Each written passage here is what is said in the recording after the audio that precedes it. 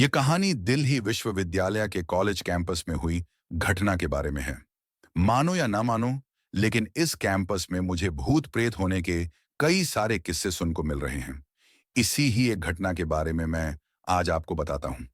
College hostel के room number 99 के एक छात्र निकुंज बताते हैं कि कुछ दिन पहले एक रात को जब मैं सो रहा था, तो अचानक जोर से भयानक आवाजें सुनाई देने लगी।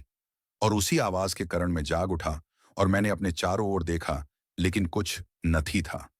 मुझे लगा कि हवा के कारण खिड़की या दरवाजा आवाज कर रहे हैं। वहीं पर मुझे रूम में किसी के चलने की आवाज सुनाई दी और साथ में यह भी महसूस हुआ कि कोई अपने नाखून खिड़की पे घिस रहा है।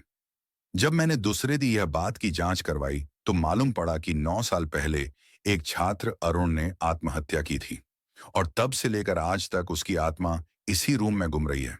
और इस बात की पुष्टि कई छात्रों ने की है। ऐसी ही एक दूसरी घटना, यह घटना सन 1998 की उसी हॉस्टल की है और यह बात की जानकारी उसी कॉलेज के एक ग्रुप ने बताई थी।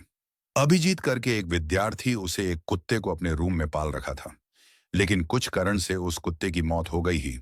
अभिजीत उस कुत्ते को लेकर पास के जंगल में दफनाने के लिए गया, या वापस आकर अपने रूम में जाकर सो गया, या फिर कभी उठा ही नहीं। अभिजीत की मौत कैसे हुई वो आज भी के रहस्य है।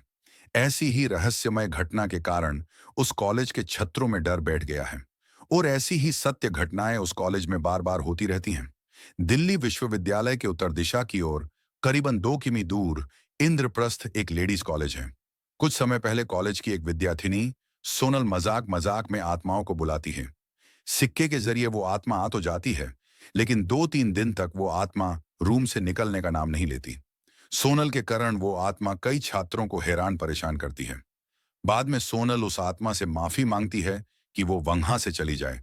माफी मांगने के 2 दिन बाद वो आत्मा वहीं से खुद वापस चली जाती है, लेकिन सोनल की हरकत के कारण उसे कॉलेज से निकला दिया जाता है।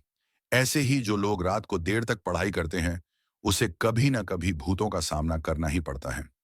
उन सभी को ऐसी ही अदृश्य शक्ति के होने का एहसास होता रहता है।